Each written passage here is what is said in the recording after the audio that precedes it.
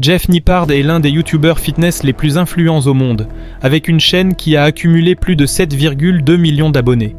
Il est aussi l'un des chefs de file d'une des plus grandes arnaques connues dans l'industrie du fitness, l'entraînement basé sur la science. Pendant longtemps, la communauté du powerlifting en ligne ressemblait à un véritable Far West, rempli de désinformation et de mensonges. C'est dans ce contexte que les lifters scientifiques ont fait leur apparition. Au début, des personnes comme Jeff Nippard étaient des sources d'informations extrêmement utiles, surtout pour les débutants. Ce commentaire, datant de 3 ans, disait « Si tu cherches des approches scientifiques pour la musculation, Jeff est au top ». Et un autre disait « Je m'entraîne depuis plus de 15 ans. Jeff est de loin le meilleur créateur de contenu fitness, et personne ne lui arrive à la cheville. » Cependant, même avec une base de fans fidèles, cela ne signifie pas qu'il n'a pas ses détracteurs. Ce commentaire d'il y a 1 mois disait « On sait tous que Jeff n'est pas clean, qu'il n'a pas construit son physique avec la science, et qu'il est l'un des pires fléaux du discours en ligne. Je suis surpris qu'il ait gagné du muscle. » Entre être traité de fraudeur et se faire menacer physiquement, il est clair que l'entraînement scientifique ne fait pas l'unanimité. Knows he's trying to get under the skin of the monster. You shouldn't even have been in arm's distance of him unless you were trying to start a problem. You were standing there confronting him like you wanted some business, and you didn't. Mais cette haine est-elle vraiment justifiée ? Plongeons dans l'univers de Jeff Nippard et l'essor du lifting scientifique. C'était un débat normal. Le petit savait qu'il essayait de piquer la bête. Tu n'aurais même pas dû être à portée de bras, sauf si tu voulais des problèmes. Tu n'avais rien à faire là, face à lui comme si tu voulais te battre. Et tu ne voulais pas ça. Cette tendance a vraiment explosé autour de 2022, en suivant la montée de la culture du fitness en général. Bien que Jeff Nippard soit notre principal suspect, il est loin d'être le seul influenceur scientifique à avoir connu une croissance fulgurante. TikTok et le passage au contenu court ont complètement transformé le monde du fitness en ligne. Pendant longtemps, ce domaine a été dominé par la science masculine et les bodybuilders, ce qui rebutait les débutants. Les stéroïdes, les troubles alimentaires et la compétition sont les piliers de la communauté fitness en ligne. Mais ce ne sont pas ces choses qui ont permis au fitness d'atteindre son niveau actuel. Il fallait un changement. L'entraînement basé sur la science est, par définition, une approche qui utilise des principes scientifiques pour optimiser la croissance musculaire, la force et la forme physique générale. Ce mouvement a réussi à rendre le simple fait de soulever et reposer des objets académique. Cela a également permis aux influenceurs de proclamer qu'il existe une bonne façon de s'entraîner et que les autres ont tort. Après tout, ces coachs ne vous donnent pas leurs conseils, ils vous disent ce que la science recommande. Internet pense que j'ai tort, vraiment tort. Et c'est parce que la majorité des études que je cite à propos des bénéfices de l'étirement ont été faites sur des débutants. Et ce n'est pas un drame. À chaque fois que je regarde une vidéo de Jeff Nippard, je l'écoute, mais j'aimerais qu'il parle plus fort.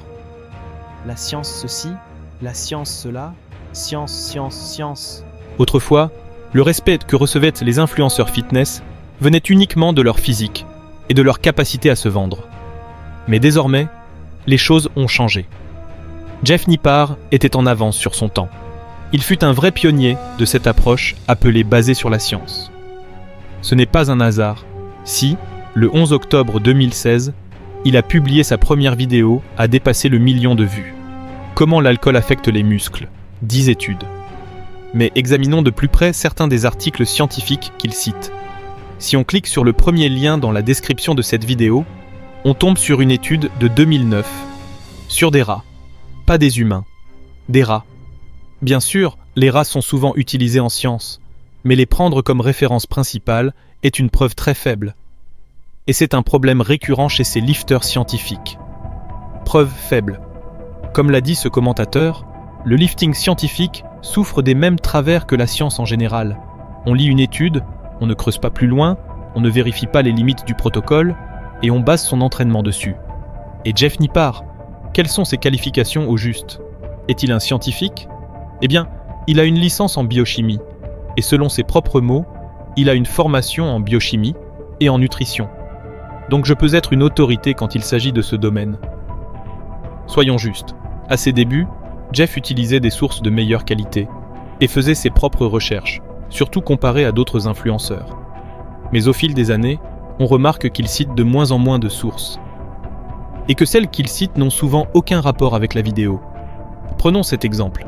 Une vidéo sortie le 4 mai 2025 intitulée « Combien de muscles j'ai gagné en 365 jours ?» Dès l'introduction, il déclare « Cette année, je vais m'entraîner de la manière la plus parfaite possible. Cela signifie un plan optimisé et basé sur la science, avec un suivi précis de chaque série. » Mais les deux références en description sont peu ou pas liées à ce qu'il dit.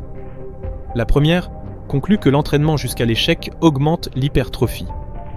Grande surprise. La seconde conclut que dormir est probablement mieux que ne pas dormir. Énorme scoop. Aucune ne soutient son affirmation selon laquelle il existe un plan d'entraînement parfait et scientifique pour une année entière.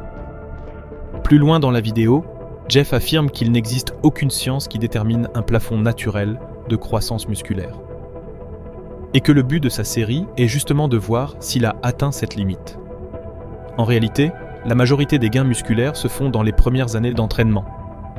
Et il existe une théorie selon laquelle, après 5 à 10 ans, on atteint son plein potentiel musculaire, ce qu'on appelle le plafond naturel.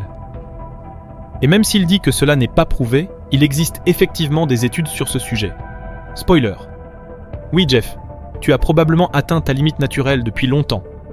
Le vrai problème, c'est que ces lifters basés sur la science sélectionnent soigneusement des phrases et des extraits d'études pour bâtir tout un programme ou une diète dessus.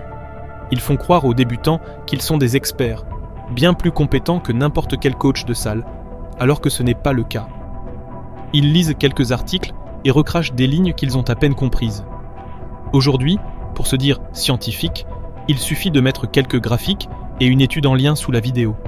C'est exactement comme un étudiant qui écrit une dissertation. Tu poses ton avis, tu trouves des sources qui l'appuient. Tu ignores ou minimises celles qui le contredisent. C'est cette technique toute simple qui a permis à Jeff Nippard d'avoir des millions d'abonnés et des millions de dollars. Et c'est le vrai problème ici. La vérité, c'est que le lifting basé sur la science n'est pas si scientifique que ça. Et ça ne le sera jamais. Pourquoi ? Parce qu'il n'a pas besoin de l'être. 99,9% des spectateurs ne vérifieront jamais les sources. Ils n'en ont pas le temps et franchement, ils s'en fichent. Et c'est normal. Brisons le 4e mur un instant. Je fais la même chose avec cette vidéo. Est-ce que tu vas vérifier si ces commentateurs sont réels ? Est-ce que tu vas confirmer que mes sources sont légitimes ? Alors, pour répondre à la question initiale, Jeff Nippard mérite-t-il toute cette haine ? Probablement pas. Même si le lifting scientifique est une arnaque et un buzzword, Jeff essaie au moins d'aider les débutants et de transmettre des infos à jour.